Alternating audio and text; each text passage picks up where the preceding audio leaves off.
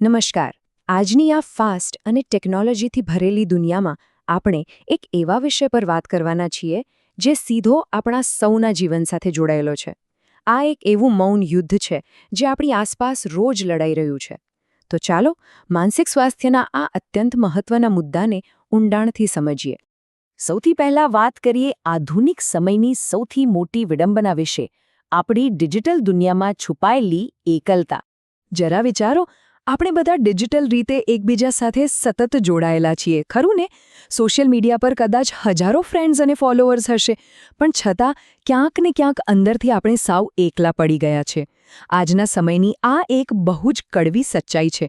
લોકો બહારથી digital connected છે, પણ અંદરથી એકદમ ગંભીર એકલતા અનુભવી રહ્યા છે. આ આંતરિક એકલતા હવે એક બહુ જ મોટો પ્રશ્ન બની ગઈ છે. અને આ જ એકલતા ધીમે ધીમે એક મૌન યુદ્ધને જન્મ આપે છે, એટલે કે ડિપ્રેશન. આપણી આસપાસ ફેલાયેલી એક અદૃશ્ય મહામારી. આ ડિપ્રેશન કે હતાશા એક એવી મહામારી છે જેનો કોઈ જવાબ નથી. એ બહારથી બિલકુલ દેખાતી નથી. તમે જોશો કે લોકો હસતા હોય, નોર્મલ દેખાતા હોય, પણ એ હસતા ચહેરા પાછળ તેઓ પોતાની જ અંદર એક બહુ મોટું યુદ્ધ લડી રહ્યા હોય છે. અંદરથી આ વસ્તુ માણસને કોરી ખાય છે, પણ બહારથી કોઈને ખબર સુદ્ધા નથી પડતી. હવે સવાલ એ થાય કે આવું કેમ થાય છે? જુઓ, આજના સમયમાં લોકોની અપેક્ષાઓનું ભારણ, કરિયર કે ભવિષ્યનું ટેન્શન, અને આ બધામાં સૌથી મોટું, સોશિયલ મીડિયા પર હંમેશા પરફેક્ટ દેખાવાની રેસ. આ બધા પ્રેશરમાં વ્યક્તિ અંદરથી સાવ તૂટી કરતો હોય છે. આપણને જે ચહેરો એકદમ ખુશ દેખાય છે ને, તે કદાચ અંદરથી આ અદૃશ્ય દબાણ નીચે પીસાઈ રહ્યો હોય છે. બસ બહારથી બધું બરાબર હોવાનું મહોરું પહેરી રાખે છે. આ સતત ચાલતા પ્રેશરને કારણે ધીમે ધીમે એક નકારાત્મકતાનો તબક્કો શરૂ થાય છે. અંધકાર અને ગેરસમજ. જ્યારે આ હતાશા કોઈ હદ વટાવી જાય ને, ત્યારે મનમાં જાણે ઘોર અંધકાર છવાઈ જાય છે. વ્યક્તિને એવું જ લાગવા માંડે છે કે બસ હવે પૂરું, આ પીડાનો ક્યારેય કોઈ અંત જ નથી આવવાનો. અને આ જ એક નાનકડી પણ જીવલેણ ગેરસમજના કારણે અમુક લોકો જીવનની આટલી સુંદર અને અમૂલ્ય ભેટને ઠુકરાવી દે છે અને આત્મહત્યા જેવું કઠોર અને દુઃખદ પગલું ભરી લે છે. પણ અહીંયા એકવાર શાંતિથી વિચારવા જેવું છે. શું ખરેખર કોઈ રસ્તો નથી હોતો?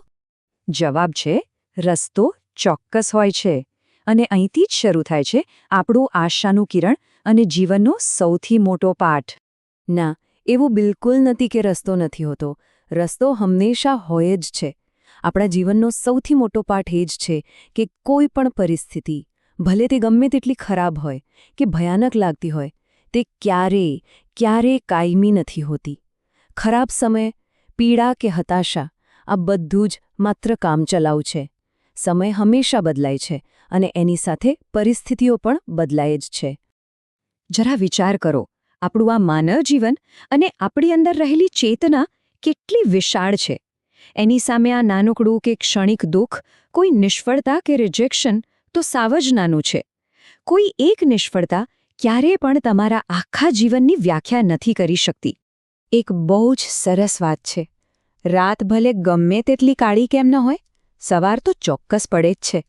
આ કોઈ ખાલી કહેવત નથી, આ એક હકીકત છે.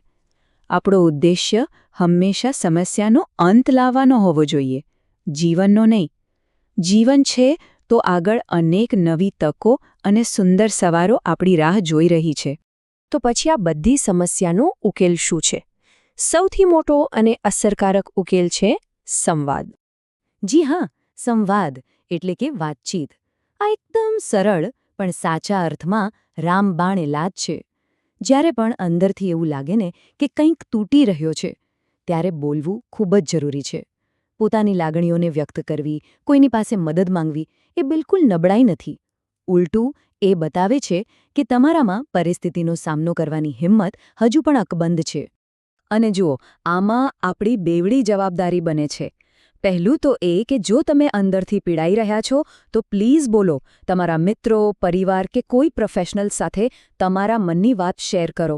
અને બીજું, જો તમે ખુશ છો, તમારું જીવન એકદમ મસ્ત ચાલી રહ્યું છે, તો તમારી જવાબદારી છે કે તમારી આસપાસના લોકો પ્રત્યે થોડા સંવેદનશીલ બનો. કોઈ ઉદાસ તો નથી ને, તેનું જરા ધ્યાન રાખો. કોઈ ઉદાસ વ્યક્તિને પૂછેલો એક સાવ નાનકડો પ્રશ્ન, કેમ છે તું? બધું બરાબર તો છે ને? કદાચ કોઈનો જીવ બચાવી શકે છે. તમારી એક નાનકડી સંવેદના કોઈના જીવનના મોટા અંધકારને દૂર કરી શકે છે. હંમેશા યાદ રાખો, કોઈપણ વ્યક્તિ ક્યારેય એકલી નથી. માનવ જીવન અમૂલ્ય છે. તો અંતે એક જ વિચારવા જેવી વાત છે. શું આપણે સૌ સાથે મળીને એક એવો સંવેદનશીલ સમાજ ન બનાવી શકીએ જ્યાં કોઈએ પોતાની આંતરિક લડાઈ ક્યારેય એકલા ન લડવી પડે? ચોક્કસ બનાવી શકીએ. આભાર.